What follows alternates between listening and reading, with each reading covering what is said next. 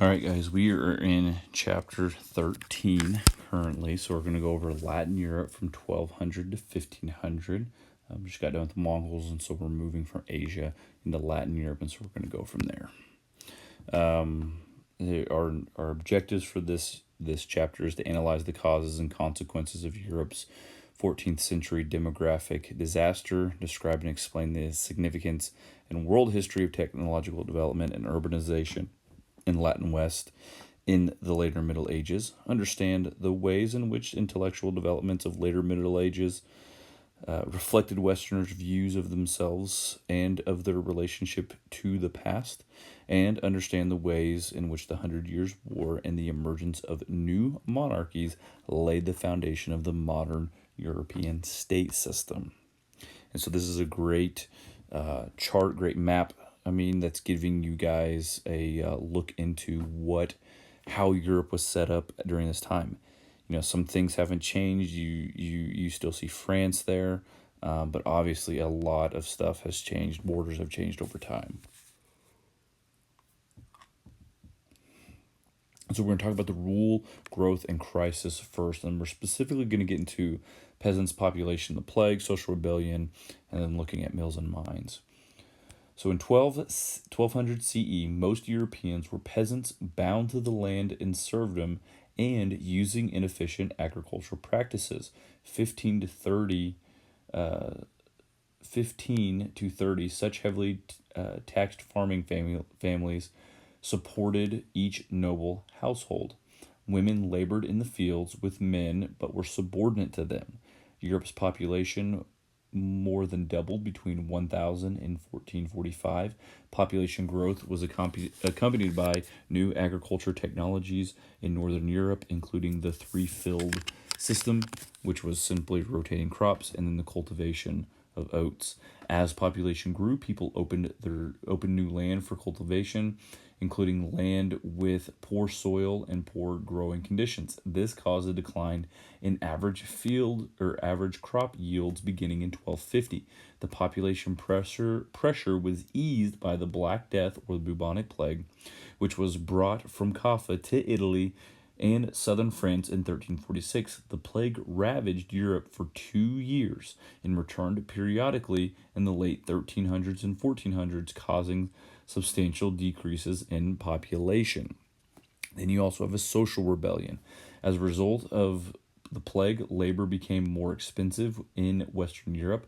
This gave rise to a series of peasant and labor uprisings, higher wages, and the end of serfdom. Rural living standards improved in the period of apprenticeship for artisans was reduced, and per capita income rose. The Jacquerie and Wat Tyler rebellion were a part of the social rebellion. I would look up those if you think you might want to use those as examples. Add a few things in there if you haven't already. Mills and mines. Mines and mills. Between 1200 and 1500, Europeans invented and used a variety of mechanical devices, including water wheels and windmills. Mills were expensive to build, but over time they brought great profits to their owners. Industrial enterprises, including mining, ironworking, stone quarrying, and tanning, grew during these centuries. The results included both greater productivity, environmental damage, including water pollution and deforestation. Great image showing you burning of the Black Death victims. Rural French peasants. All right, so this shows you guys the Black Death in 14th century, as well as showing you trade routes. And so if you look, some of the major areas that are affected were also high areas of where the trade happened. That's how it carried so far.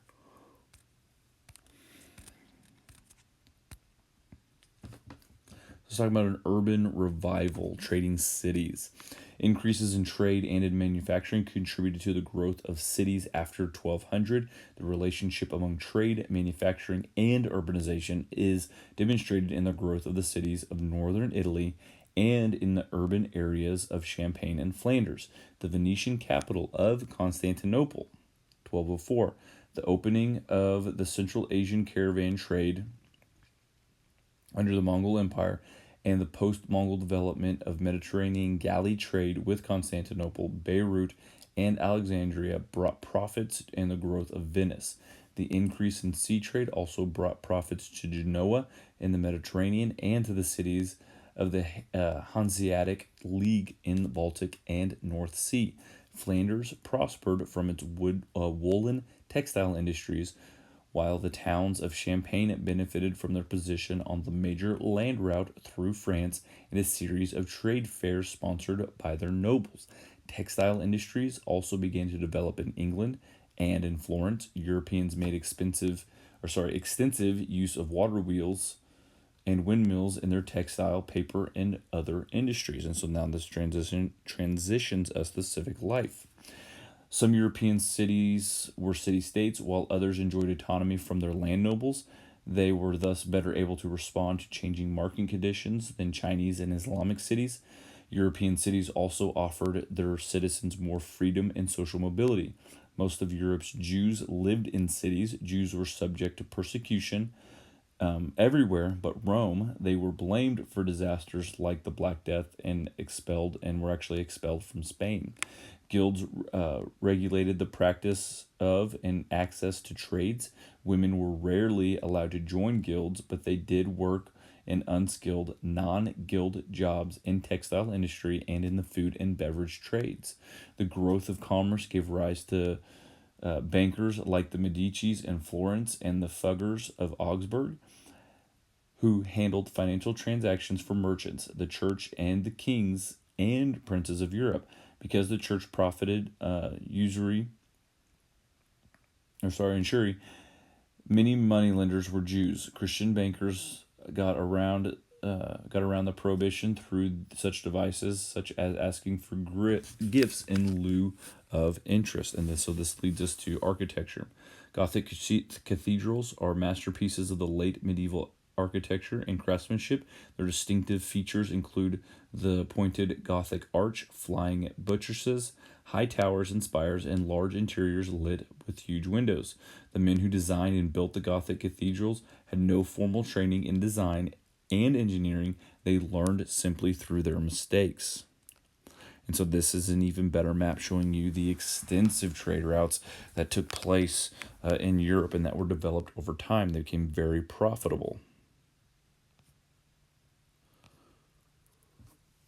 All right, so let's talk about learning, literature, and Renaissance. And so let's first begin, let's really start from the beginning.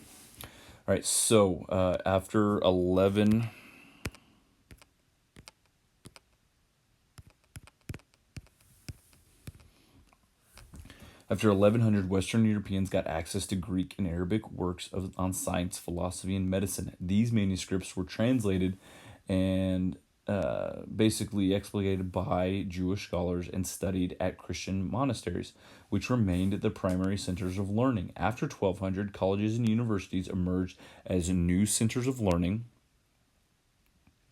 Some were established by students. Most were teaching guilds established by professors to oversee the training, control the membership, and fight for the interests of the profession. Universities generally specialized in a particular branch of learning. One was famous for law faculty, others for medicine or theology. Theology was the most prominent discipline of the period because theologians sought to synthesize rational philosophy of the Greeks with the Christian faith of the Latin West in an intellectual movement known as scholasticism. Then you have the humanists and the printers. Dante Alighieri and Geoffrey Chaucer were among the great writers of the late Middle Ages. Dante's Divine Comedy tells the story of the author's journey through the 9 layers of hell and his entry into paradise, while Chaucer's Canterbury Tales is a rich portrayal of the lives of everyday people in the late medieval England. Dante influenced the intellectual movement of humanists, men such as Petrarch and Boccaccio, who were interested in the humanities and in the classical literature of Greece and Rome. The humanists had tremendous influence on the reform of secondary education. Some of the humanists wrote in the vernacular. Most of them wrote in Latin. Many worked to restore the original texts of Latin and Greek authors and of the Bible through exhaustive comparative analysis of the many various versions that had been produced over the centuries. As part of this enterprise, Pope Nicholas V established the Vatican Library, and the Dutch humanist Erasmus produced a critical edition of the New Testament.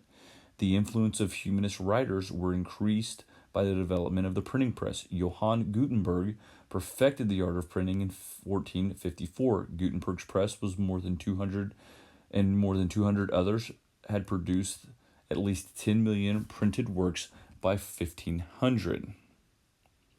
Then we also have some artists. 14th and 15th century artists built on a more natural paintings of Giotto, as they developed a style of painting concentrated on the depiction of Greek and Roman gods and the scenes of daily life.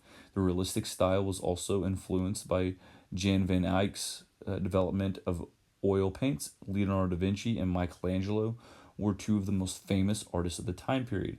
Wealthy merchant and clerical patients like the Medicis of Florence and the church contributed to the development of Renaissance art. The artistic and intellectual developments of the Renaissance did not stop in Europe. The university printing and oil paintings were later adopted all over the world. This is a great photo showing Dante's Divine Comedy, French print shop, Michelangelo's tomb statue of Lorenzo de' Medici. So let's talk about political and military transformations. The 13th century European states were ruled by weak monarchs whose power was limited by their modest treasuries, the regional nobility, and the independent towns and church. Two changes in weaponry began to undermine the utility and therefore economic position of noble knights. These two innovations were armor-piercing crossbows and the development of firearms. King Philip the Fair of France reduced the power of the church when he arrested the Pope and had a new French one installed at Avignon. But the monarchs still faced resistance, particularly from the stronger vassals. In England, the Norman conquest of 1066 had consolidated and centralized royal power, but the kings continued to find their power limited by the Pope and by the English nobles, who forced the king to recognize their hereditary rights as defined in the Magna Carta. Then this leads us to the 100 Years' War. The 100 Years' War pitted France against England, whose King Edward III claimed the French throne in 1337. The war was fought with new military technology, crossbows, longbows, and pikes for pulling knights off horses, and firearms, including the improved cannon. The French, whose superior cannon destroyed the castles of England and their allies, finally defeated the English. The war left the French monarchy in a stronger position than ever before. The new monarchies that emerged after the 100 Years' War had stronger central governments and more stable national boundaries and stronger representative institutions. Both the English and the French monarchs consolidated their control over the nobles. The advent of new military technology, cannon, and handheld firearms meant that the castle and the knight were outdated. The new monarchs depended on professional standing armies of bowmen, pikemen, musketeers, and artillery units. The new monarchs had to find new sources of revenue to pay for the standing armies.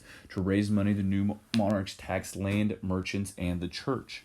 By the end of the 15th century, there had been a shift in power away from the nobility and the church towards the monarchs.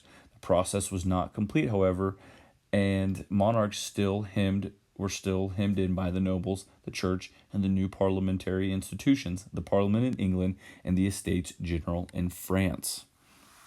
And then you have the Iberian unification. Spain and Portugal emerged as a strong centralized states through the process of marriage alliances, mergers, warfare, and the conquest of the Iberian Peninsula from the Muslims. Reconquest offered the nobility large landed estates upon which they could grow rich without having to work. The reconquest took place over time, over a period of several centuries, but it picked up after Christians put the Muslims on the defensive in a victory in 1212. The Portugal became completely established in 1249. In 1415, the Portuguese captured the Moroccan port of Ceuta, which gave them access to the Saharan trade.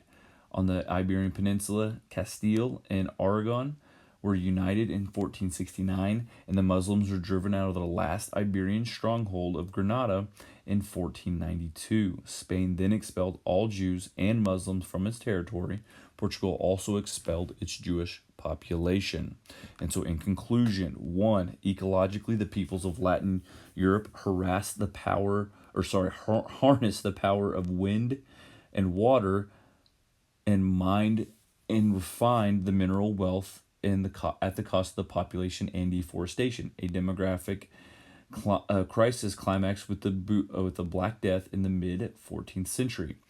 Two, politically frequent wars caused kingdoms to moderate size to develop exceptional military strength.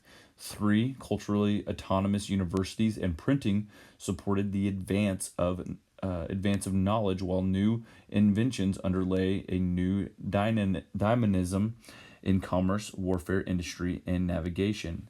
And four, many of the tools that the Latin West used to challenge Eastern supremacy originated in the East. From the 11th century onward, population pressure, religious zeal, economic enterprise, and intellectual curiosity drove expansion of territory and resources.